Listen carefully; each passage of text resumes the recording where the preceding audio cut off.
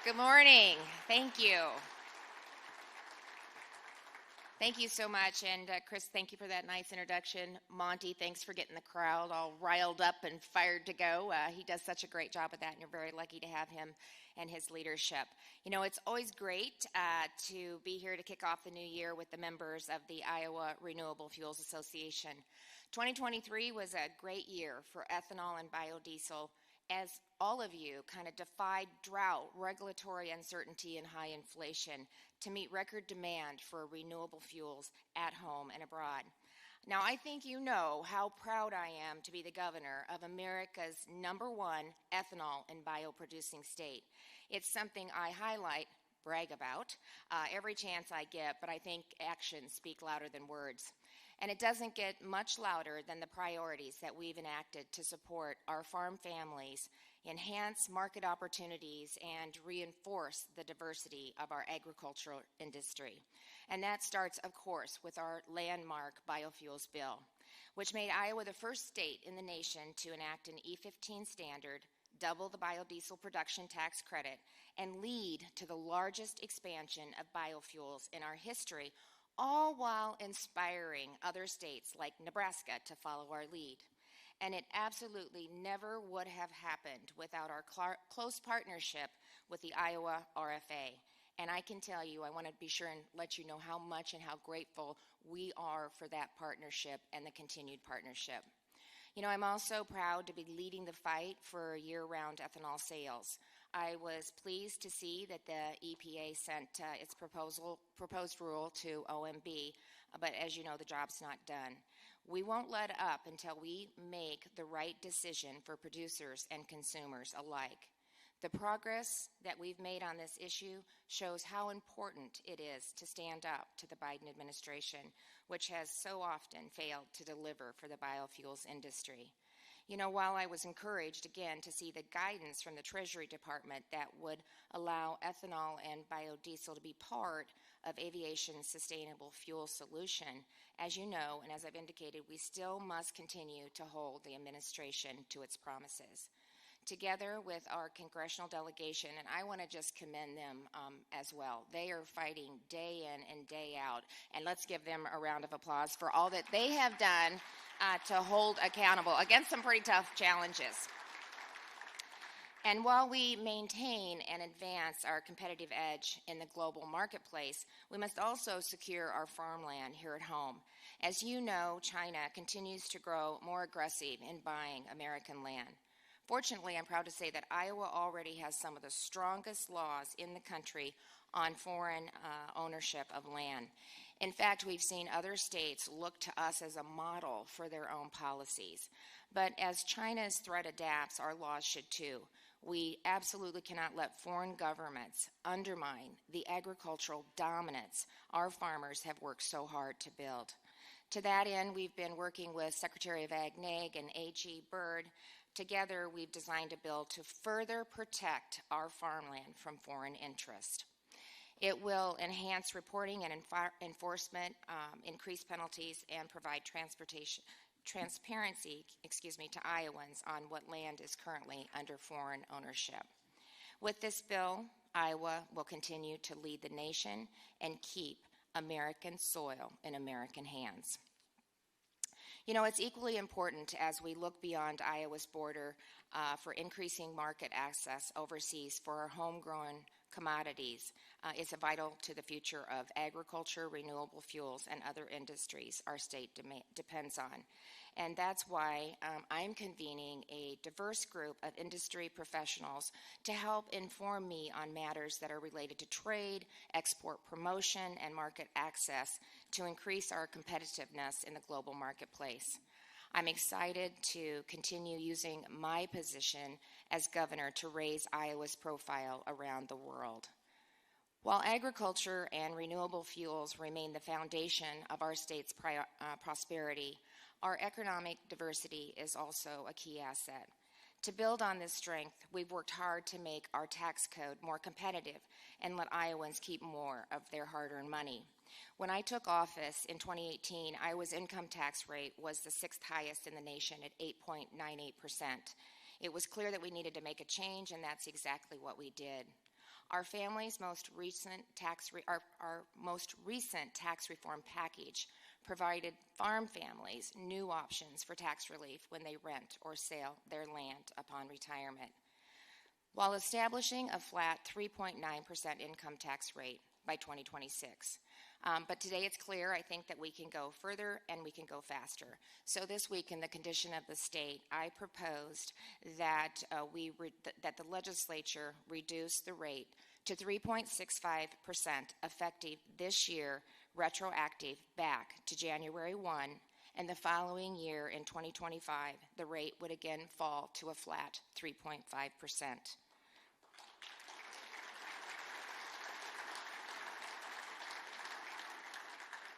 The bill represents a total savings of almost $3.8 billion for taxpayers over the next 5 years, and it gets there by cutting taxes for every Iowan who pays for them. So this past Tuesday, I delivered my 7th condition of the state address, and it's hard to believe it's been 7, but I was proud to report once again that the condition of our state is strong, and that Iowa is on the rise as the world truly descends on our state over the next week.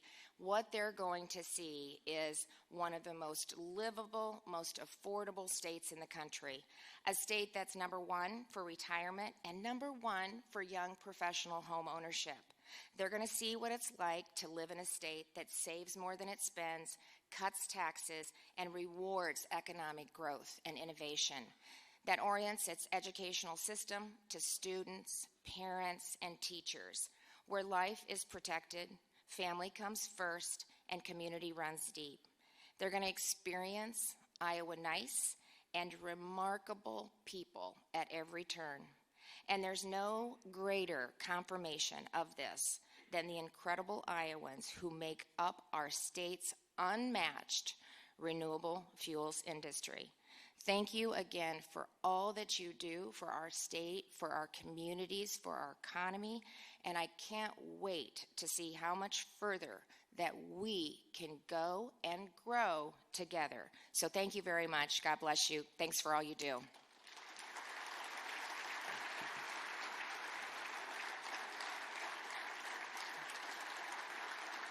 We're okay?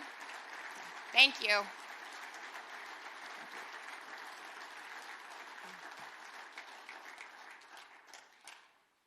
So the experience of Iowa's renewable fuels industry in Washington certainly holds a clear lesson that leadership matters.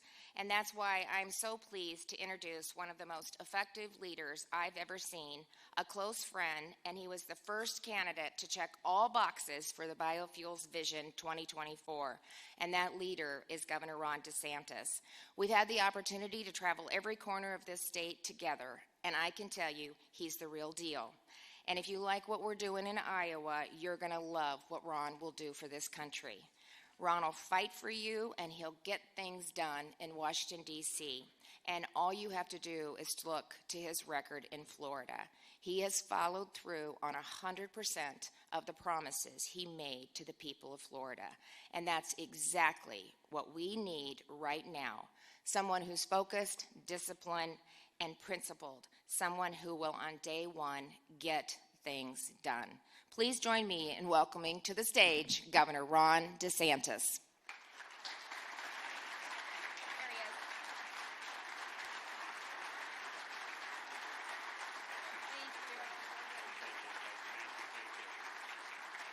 Good morning. Great to be with you all. Probably a little rare. Us Floridians usually don't go north in January.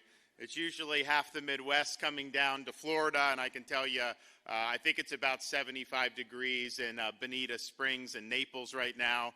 And just some of the people that I've met along the way here in Iowa have already decamped down there and are going to enjoy the next few months in some good weather. But it's great to be here, and I'm proud to have been able to do an all 99 county full Grassley tour throughout the course of this campaign. And part of it is, I actually get criticized for this. They say, oh, well, you're putting too much time in, because it takes time. I mean, it's a big state land-wise, You got long drives. It's not something that just happens. And we did bona fide events. It's not like we're just stopping to get gas. We're going, we're talking with people, we're doing the whole 9 yards. And sometimes people say, well, you're doing that. But I'll tell you this, having done that, I think you come out better.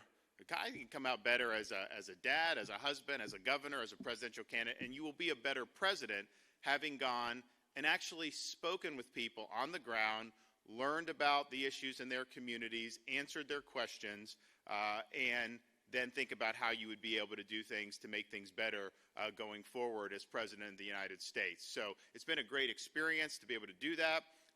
We've got a lot of problems in this country, but what I've been able to see here in Iowa is I've seen people that are hardworking, God-fearing, patriotic folks, and that represents the backbone of this country, and that's the type of values that we need to turn this country around.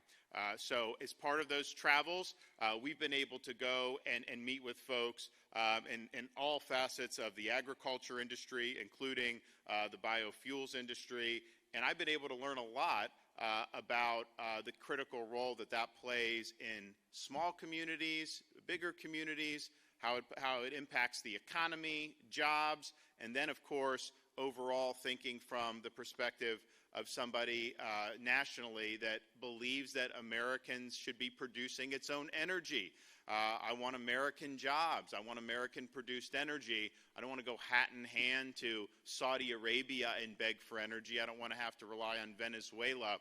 So we have an ability here in the United States to do an all-of-the-above strategy, including biofuels. And so I've learned what are the challenges that are facing, what could be helpful, and I'm fortunate to have the support of Governor Kim Reynolds, who's done a fantastic job here in Iowa and is one of the best governors we have in America. And I know this, as issues come up, not just with biofuels, but agriculture generally, Governor Reynolds will be somebody that I'll be relying on for guidance as things happen. So we've been able to go talk with a lot of people, what could be helpful to be able to take the industry to the next level. And I have checked all the boxes that they were looking for. But things like E15 being year-round.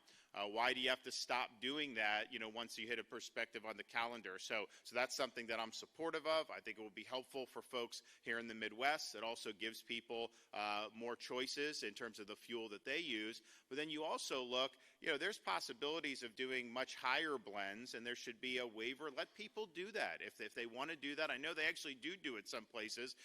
You could develop more of a market that way. So we'll be willing to do that and really lean in on those issues. We also, just in terms of agriculture writ large, we have an issue in this country of government and bureaucracy getting involved in ways that are undermining the ability for farmers to do their jobs. And we even have other states that are impacting the ability of people to do their jobs in places like Iowa. So, for example, this Proposition 12 out of California basically now is regulating how you produce pork in other states, including here in Iowa.